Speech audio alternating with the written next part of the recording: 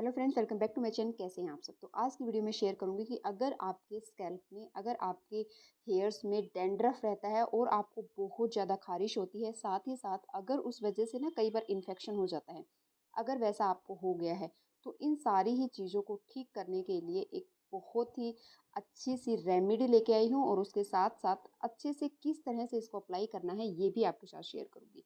ठीक है। तो जैसे कि आपको पता होगा कि पहले भी मैंने इसके ऊपर वीडियो शेयर की है कि अगर आपको डैंड्रफ होता है तो उसको अगर प्रॉपर तरीके से ध्यान नहीं रखा जाता ना, तो वो बढ़ जाता है। और जैसे ही वो डैंड्रफ बढ़ जाता है और फिर वो पपड़ी के जैसे बहुत ज़्यादा निकलने लगता है ना, फिर हेयर फॉल होने लगता है, और जिस हेयर फॉल को रोकना मुश्किल हो जाता है, क्योंकि आपका जो स्कैल्प है वो पूरी तरह से डैमेज हो चुका है, उसमें इन्फेक्शन हो जाता है, और फिर जो स्कैल्प है ना, वहाँ पे जो रूट है उसको वो बंद कर देता है, जिससे कि हेयर ग्रोथ भी नहीं हो पाती है। ठीक है। तो जैसे कि आप वीडियो में देख पा रहे हो, इस तरह से डैंड्रफ होता है, और ये मेरी बेटी को होता ही रहता है। क्यों होता है? क्योंकि अगर मैं इसके हेयर्स का ध्यान नहीं रखूँ ना, तो इसको इस तरह की प्रॉब्लम हो जाती है। ठीक है। क्योंकि स्कूल है, बिजी रूटीन रहता है, तो बट मैं सैटरडे संडे ज़रूर इसके हेयर की केयर करती हूँ। तो आप भी अगर बिजी रहते हैं और हेयर की केयर करना चाहते हैं तो इस तरह से कर सकते हैं। जैसा कि आप देख पा रहे हैं, वैसे थोड़ा बहुत डैंड्रफ इसमें दिख रहा है, बट जैसे जैसे हम इस स्कैल्प को रब करेंगे तो ये निकल के आएगा, जो कि हमें पता ही नहीं लगता कि एक्चुअल में डैंड्रफ है। और ये धीरे धीरे धीरे धीरे ये जमा होता रहता है और बहुत ज़्यादा हो जाता है। इस वजह से डैंड्रफ भी रहता है, और फिर हेयर की प्रॉब्लम आती है, ईचिंग स्कैल्प हो जाता है, इन्फेक्शन हो जाता है, उसके साथ साथ हेयर फॉल होने लगता है। तो देख लेते हैं इस चीज़ को किस तरह से हम क्योर कर सकते हैं, और किस चीज़ का हमने ध्यान रखना है। अगर बच्चे हैं तो ये जो ऑयल मैंने बनाया है, इस ऑयल को डायरेक्टली इसी तरह से यूज़ कर सकते हैं। अगर आप बड़े हैं तो आपने क्या करना है, इस ऑयल में कुछ चीज़ें मिक्स करनी है, जो कि अभी आगे आपको बताऊंगी। तो सबसे पहले देख लेते हैं ऑयलिंग। ऑयलिंग करना एक बहुत बड़ा स्टेप है इस चीज़ में। जब आप अच्छे से ऑयलिंग करोगे तो ये प्रॉब्लम आपकी सोल्व हो जाएगी। चाहे जो भी ऑयल आप लगा रहे हो, उस ऑयल से अच्छे से मसाज करनी है। देखिए, जब हम मसाज करते हैं, कम से कम 5 मिनट तक मसाज करनी है। पूरे स्कैल्प को अच्छे से अपने फिंगर टिप्स की हेल्प से कुछ इस तरह से रब करें। और हो सके ना, किसी दूसरे से अगर ऑयलिंग करवाते हैं तो ज़्यादा अच्छा रहेगा। इससे क्या होगा, उन्हें दिख भी पाता है कि कहाँ पे जो है डैंड्रफ है, और वहाँ पे अच्छे से एक एक रूट में जो ऑयल है ना आपका, वो लगना चाहिए। जैसे कि आप देख पा रहे हैं, कुछ इस तरह से मसाज करते रहेंगे और अच्छे से करेंगे। अगर नहीं है कोई करने वाला तो खुद से भी कर सकते हैं, क्योंकि जहाँ भी प्रॉब्लम होगी वहाँ पे आपको ईचिंग ज़्यादा होगी, और जहाँ भी ईचिंग होती है तो समझ जाना कि वहाँ पे डैंड्रफ है। ठीक है। बट नेल्स से उसको रब ना करें, बट अपने फिंगर टिप्स की हेल्प से अच्छे से रब करते हुए पूरे डैंड्रफ को हमने निकाल देना है। निकालने के बाद, जैसा कि एक एक रूट्स पे जब आप अच्छे से ऑयलिंग करेंगे तो जो भी डैंड्रफ वहाँ पे जमा हुआ है वो अच्छी तरह से निकल जाएगा, और ऑयल जो है वो अच्छे से रूट्स में जा पाएगा, और जो भी प्रॉब्लम आपके रूट्स में हो रही है उसके ऊपर वो काम कर पाएगा। तो इस तरह से अच्छे से मसाज करना, ऑयलिंग करना बहुत ज़रूरी है। कम से कम 5 से 7 मिनट के लिए अपने हेयर्स में अच्छे से मसाज करें।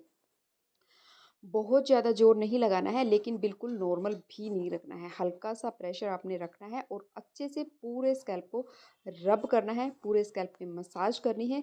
जितनी अच्छी मसाज आप अपने हेयर्स को दोगे, उतने अच्छे रिजल्ट्स आपको मिलेंगे। बहुत ज़्यादा एक्सट्रीम हेयर फॉल हो रहा है तो बहुत ज़्यादा जो प्रेशर है वो आपने नहीं डालना है। ठीक है। तो बिल्कुल नॉर्मल प्रेशर रखना है। हाँ, अगर बहुत ज़्यादा हेयर फॉल अगर बहुत ज़्यादा नहीं है तो हल्के हाथों की बजाय थोड़ा-सा हल्के से थोड़ा-सा ज़्यादा भी प्रेशर हम लगा सकते हैं। तो इसी तरह से पूरे स्कैल्प पे मसाज कर लेनी है। ठीक है? तो अच्छे से स्कैल्प की चंपी करने के बाद आपका जो हाथ है ना वो गर्म हो जाएँगे। तो जैसे ही आपके हाथ गर्म हो जाएँगे, इसी तरह से आपका स्कैल्प भी गर्म हो जाएगा और ब्लड सर्कुलेशन अच्छा होगा। तो समझ लेना कि अच्छे से चंपी जो है या फिर अच्छे से मसाज जो है वो आपकी यहाँ पे हो गई है। ठीक है? और अगर आप बड़े हैं तो ये ऑयल जो मैं बनाऊँगी अभी आपके साथ शेयर करूँगी, तो इसमें आपने क्या ऐड करना है वो भी मैं आपको बता देती हूँ। तो आपने क्या करना है, अगर आप बड़े हैं तो इसी ऑयल को, जो ऑयल मैंने आज आपके साथ शेयर किया है, इसी ऑयल में कुछ बूंदे या तो टी ट्री ऑयल की ऐड कर लेना है, या फिर आपने ऐड कर लेना है लेमन को। ठीक है। जितना जो भी चीज़ आपको ठीक लगती है, फिर इस ऑयल को लगाना है। और बहुत ज़्यादा ऑयल नहीं लगाना होता, देखा होगा आपने बहुत ज़्यादा ऑयल लगा लेते हैं, नहीं, उतना लगाएं जितने की ज़रूरत है। बट हाँ, रूट्स में अच्छे से लगना ज़रूरी है, क्योंकि हमारी जो प्रॉब्लम है वो लेंथ में नहीं होती है, रूट्स में होती है। ठीक है, तो अच्छे से ऑयलिंग करनी है। अब देख लेते हैं इस ऑयल को हमने बनाना कैसे है। बनाने के लिए बहुत आसान है। सबसे बेस्ट अगर मैं कहूँ तो कोकोनट ऑयल ले सकते हैं, तो मैं हमेशा इसी को यूज़ करती हूँ। तो जितना आपको बनाना है उतना ऑयल आप यहाँ पे ले सकते हैं, बट मेरे पास इतना ही ऑयल था। बहुत ज़्यादा भी न बनाई, तो आप देख सकते हैं 10 to 15 डेज़ आपका चल जाए, इतना ऑयल आपने रख लेना है। अब आपने इसके लिए चाहिएगी एक लोहे की कढ़ाई। लोहे की कढ़ाई बहुत ज़रूरी है, ठीक है, ये भी एक स्टेप ही है, ये समझ लीजिएगा आप। क्योंकि लोहे की कढ़ाई में जब ये ऑयल पकेगा तो इसकी जो पावर है वो और ज़्यादा बढ़ जाती है, क्योंकि इससे हमें आयरन मिलता है, जो कि हमारे ब्लड सर्कुलेशन को अच्छा रखता है और हमारे हेयर्स के लिए भी अच्छा होता है। अब हम इसमें कुछ पत्ते डालेंगे, तो वो क्या है, सबसे पहले जो कि मैंने ना ऑयल ऑन कर दिया था और देख रहे हैं, जैसे कि आप देख पा रहे हैं वो गर्म हो चुका है। ऐसा आपने नहीं करना है। सबसे पहले अपने पत्तों को, तुलसी के पत्ते मैंने यहाँ पे लिए हैं, उनको तोड़ लो, तोड़ के और सारी चीज़ों को रेडी रखो। उसके बाद आपने ऑयल रखना है। ऑयल रखते ही इसमें ये सारी चीज़ें आपने ऐड कर देनी है। तुलसी के पत्ते मैंने इसमें ऐड किए हैं। जितने आपने तुलसी के पत्ते लिए हैं उतने ही आपने नीम के पत्ते भी लेने हैं।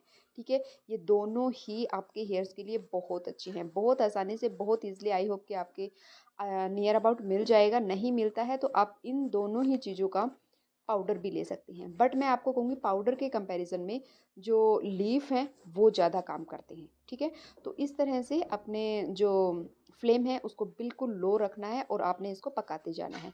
ज़्यादा नहीं, 3 to 4 मिनट में ये आपका बन के रेडी हो जाएगा। बट आपने इसको छोड़ना नहीं है। जैसे जैसे आप इसमें बॉयल आता जाएगा, आपने इसको हिलाते जाना है। और जैसे ये हिलेगा और इस ऑयल का जो कलर है ना वो भी चेंज होता होता रहेगा। एक तो लोहे की कढ़ाई की वजह से, दूसरा नीम और तुलसी की जो भी गुणवत्ता है, जो भी इसकी पावर है, वो इस ऑयल के अंदर इन्फ्यूज़ हो जाएगा। ठीक है, तो हमें ऑयल और नीम का जो ऑयल है वो हमारा बन के रेडी हो जाएगा। आपने इसको बंद कब करना है, जब आपको लगे कि आपके जो लीफ हैं वो देखिए पूरी तरह से जलने नहीं चाहिए, बट हाँ पूरी तरह से पक जाए और उनका कलर हल्का सा ब्राउन हो जाए। जैसे बिल्कुल क्रिस्पी क्रिस्पी जब वो बन जाएंगे ना, उस टाइम पे हमने समझना है कि हमारा ऑयल जो है वो बन के तैयार हो गया। और यहाँ पे हमने अपनी फ्लेम को बंद कर देना है। और बंद करने के बाद ओवरनाइट इस ऑयल को इसी कढ़ाई में पड़े रहने देना है। और फिर आप किसी भी अलग बोतल में इसको डाल के रख सकती हैं। ठीक है, तो जब भी ऑयलिंग करनी है इसी से ऑयलिंग करनी है, आपको बहुत अच्छे रिजल्ट्स मिलेंगे और आपकी जो हेयर की प्रॉब्लम है ना वो सोल्व हो जाएगी। तो ये एक स्टेप था अपने हेयर की केयर करने का। अगर आप बड़े हैं तो इस चीज़ का ध्यान रखना कि डेफिनेटली आप लेमन ऐड कर सकते हैं, कोई प्रॉब्लम नहीं होगी। बट लेमन को लेके डाउट है तो आप इसमें टी ट्री ऑयल ऐड कर लेना, और 1 या 2 चम्मच, बस इतना ही ऑयल आपके हेयर में लगने वाला है। अच्छे से मसाज करना बहुत ज़रूरी है, और वीक में 2 बार इस प्रोसेस को करेंगे तो आपको और भी अच्छे रिजल्ट्स देखने को मिलेंगे। ठीक है, तो ये एक छोटी सी वीडियो थी। वीडियो अच्छी लगी तो आपको पता है क्या करना है, लाइक कर देना, और चैनल पे नए हैं तो चैनल को सब्सक्राइब कर देना। इसी तरह की इंटरेस्टिंग और पॉकेट फ्रेंडली वीडियोस देखने के लिए। साथ ही साथ अगर आपको लगता है किसी के लिए ये हेल्पफुल हो सकती है तो उनके साथ आप शेयर भी कर सकती हैं। ठीक है, तो इस ऑयल को जब भी आप रखें तो बाहर ही रखें, फ्रिज में रखने की ज़रूरत नहीं है। बिल्कुल भी ख़राब नहीं होगा। ठीक है, तो बस अब हम मिलते हैं आने वाली वीडियो में। तब तक के लिए अपना ख्याल रखें, अपने हेयर्स पे जितना हो सके उनको क्लीन रखें। बहुत ज़्यादा शैम्पू नहीं, बट क्लीन रखने की कोशिश करें। Thank you for watching.